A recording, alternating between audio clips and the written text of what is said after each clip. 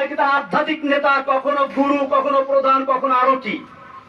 সাংবাদিক ভাইদেরকে আমি বলতে চাই, আপনারা ভালো করে দেখুন, জসিমউদ্দিন রহমানী গ্রেফতার হওয়ার আগ পর্যন্ত আনসারুল্লাহ বাংলা টিমের কোন দলের নাম কোনো গানেও শুনে নাই।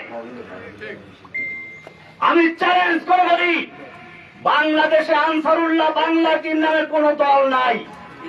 এটা শেখ হাসিনার তৈরি করা। আপনারা জানেন, সূরা কসাসের শুরুতে পড়বেন, কোরআন বলছে ফেরাউন সম্পর্কে আলোচনা। সেখানে বলেছে ফেরাউন কি করতো, ওয়াজআলা আহলাহা শিয়া। ফেরাউন তার জাতিকে বিভিন্ন দলে দলে বিভক্ত করত। ইয়াস্তাযইফু তায়ফাতাম মিনহুম, তাদের একটা গ্রুপকে সে দুর্বল করে রাখতো। শেখ হাসিনা সেই ফেরাউন, এই যুগের ফেরাউন হাসিনা বাংলাদেশের